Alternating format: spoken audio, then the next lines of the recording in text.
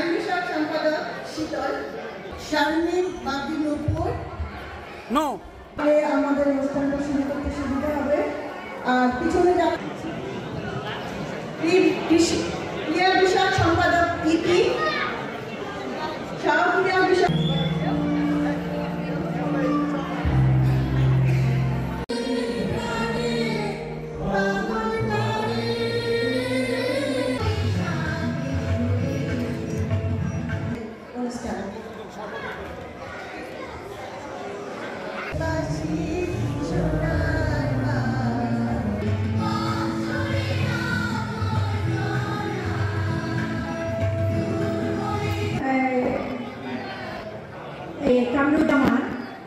সমিতির সমস্ত নেতৃবৃন্দকে চমৎকার একটি আয়োজনে আমি দুঃখের সাথে গাচ্ছি, চেষ্টা করবেন ছোট করে শুভেচ্ছা বক্তব্য দিতে, তাহলে আমাদের অনুষ্ঠান শুরু করতে সুবিধা হবে। তো অসংখ্য ধন্যবাদ, অভিনন্দন আমাদের অনুষ্ঠানে যোগ দেওয়ার জন্য। আচ্ছা রায়রা ফ্যাশন সব সময় নামটাই ভুলে যাই। মঞ্জু ভাইকে মঞ্চে আসার জন্য অনুরোধ জানাচ্ছি। মঞ্চে আসার জন্য অনুরোধ করছি। কোথায় আপনি? সবাই তাকে অবশ্য চিনে, মোটামুটি সবাই একজন সমাজ সেবক হিসেবে তার নাম।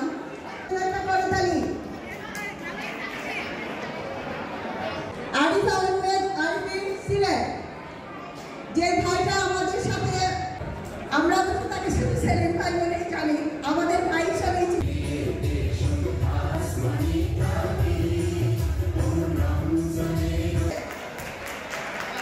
এরপর আছে বশিরউদ্দিন রেস্টুরেন্ট, আমাদের জাকির ভাই, আমাদের অনেক প্রিয়।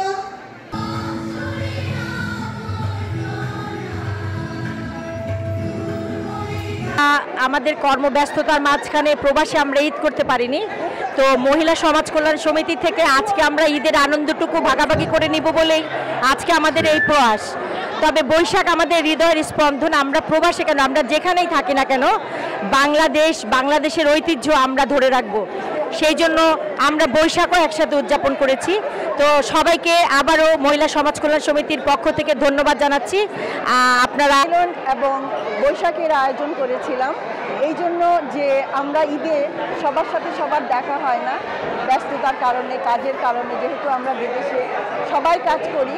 তো আজকের এই অনুষ্ঠানটা আমরা সবাইকে নিয়ে ঈদের আনন্দটা উপভোগ করার জন্যই আজকে একত্রিত হওয়া এবং সবাইকে নিয়ে একটা বর্ষবরণের উৎসব করলাম, যাতে করে সবার সাথে সবার দেখা হয়, সবার সাথে আমরা কুশল বিনিময় করতে পারি, সবার সাথে একসাথে ঈদের আনন্দটা উপভোগ করতে পারি।